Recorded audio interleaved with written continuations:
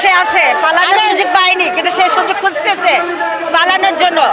আর ওনার যে এখন বর্তমান স্বামী ইশতিয়াক, উনি উচ্চ আদালতে ওনার অগ্রিম জামিনের জন্য অনেক চেষ্টা করতেছে। আমরা চাই না সে কোনো দিন জামিন পাক, এটা যেন আদালত যেন ওকে জামিন না দেয়। ওকেও না, খুনি ডনকেও না, খুনি সামিরাকেও না, কোনো জামিন নেই। কারণ 29 বছরের উপর ওরা খুন করেও অনেক ফ্রিভাবে চলাফেরা করছে, বুক খোলা চলাফেরা করছে। খুনি হয়েও আমি চাই না ওদের কার কোনো ছাড় দেওয়া হোক, ওদের অচিরে গ্রেপ্তার করা হোক, এটাই দাবি আমাদের। সামিরা হক নিশ্চিত ওনার সেকেন্ড হাজবেন্ড মুস্তাকের বাড়িতে আছে, কারণ ওইখানে ওনার 3টা ছেলে মেয়ে। এই মুস্তাককে এখন ধরেন, মুস্তাককে রিমান্ডে নেন, মুস্তাককে ধরেন। ও দেশে আছে, ও দেশ ত্যাগ তো করতেই পারে না, দেশ ত্যাগ সে করবে না। সে 199% নিশ্চিত সে মুস্তাকের বাড়িতে।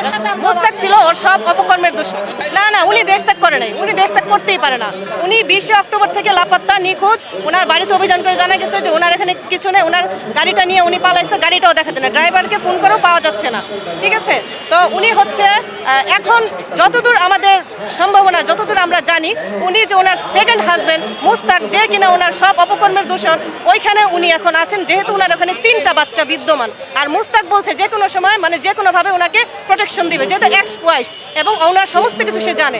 তো মিডিয়ার কাছে অনুরোধ যে আপনারা এই মুস্তাককে ধরবেন, মুস্তাকের বাড়ি অভিযান করেন, মুস্তাকের বাড়ি তল্লাশি চালান, দেখবেন সামিরা সুরসুর করে বের হয়ে গেছে। আজকে আমাদের প্রয়াত নায়ক সালমান শাহর হত্যার বিচারের দাবিতে আমরা এখানে মানববন্ধনে সমবেত হয়েছি। আপনারা জানেন, আজ থেকে 29 বছর আগে ক্ষণজন্মা নায়ক, বাংলাদেশের এত জনপ্রিয় নায়ক বাংলাদেশের কখনো আসবে কিনা আমরা ঠিক বলতে পারি না, কিন্তু তাদেরকে হত্যা করা হয়েছে। কিন্তু এত বছর পরেও এই কারণটা এখন উদ্ঘাটিত হয়েছে। আদালত কর্তৃক আদালত নতুন করে এটা করেছে, তদন্ত করার জন্য বলেছে। এখন আমরা চাই যে এটার একটা সুষ্ঠু বিচার হোক, হ্যাঁ, যেন আমাদের নায়ক সালমান শাহ হত্যার ন্যায় বিচার পায়, তার পরিবার যেন ন্যায় বিচার পায়। এখন তো সোশ্যাল মিডিয়ার যুগ, এখন অনেক কথাবার্তা এবং পত্রপত্রিকা, তখনকার পত্রপত্রিকা অনেকের নাম ভেসে আসছে। এটা যেহেতু তদন্তের দিন বিষয়, আমরা এখনই কিছু বলতে চাচ্ছি না, কিন্তু তদন্তে বেরিয়ে আসবে। সত্যিকার অর্থে যদি যারা আইন প্রয়োগকারী সংস্থা, তারা যদি ন্যায়নিষ্ঠভাবে, হ্যাঁ, সুন্দরভাবে, সত্যভাবে এটা তদন্ত করে, তারা অনেক কিছুই বেরিয়ে আসবে। এবং অনেকেই জানে যে কারা এটার সাথে জড়িত, বিশেষ করে ডন বা আজিজ মোহাম্মদ ভাই বা ওনার ওয়াইফের নামও চলে আসছে। এইটা আমার মনে হয় যে আইন শৃঙ্খলা বাহিনীর একটা অবহেলা আমরা মনে করি। কারণ যেহেতু আদালতের বিষয়টা বিচারাধীন ছিল, ওই মুহূর্তে তার দেশের বাইরে যাওয়ার কোনো সুযোগ ছিল না, যদি আমাদের আইন শৃঙ্খলা বাহিনী সচেষ্ট থাকতো।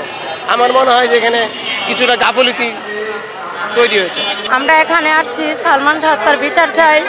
এতটা 29 বছর ধরে আমরা অপেক্ষা করে আছি। যে স্বামীরা, যে ডন, যে 11 জন সহ আরও অনেকে আছে ওর সাথে জড়িত, আমরা সালমান হত্যার বিচার চাই।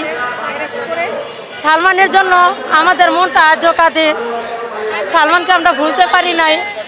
আর ওর স্বামীরা, তার স্ত্রী কিভাবে তার সালমানকে ভুলে আরেকজনকে ধরে আরেকজনের কাছে বিয়ে বসতে পারে, একজনকে ছেড়ে আরেকজনকে বসতে পারে, আরেকজনের কাছে যেতে পারে। ওর মতন নির্লজ্জ, ওর মতন বেহায়া মহিলা এই বাংলার জমিনে মনে হয় নাই। আমরা এই সরকারকে ধন্যবাদ জানাই। আমরা এত 29 বছর পরও আমরা এই কাজে সফল হতে পারি নাই। আজ এই সরকার আসার পর থেকেই আমরা আমাদের সালমান ভাইয়ের হত্যার বিচারের যা কিছুটা আলামত পেয়েছি, তা সরকারের কাছে অসংখ্য ধন্যবাদ, যা বলে বোঝানোর মতন নয়।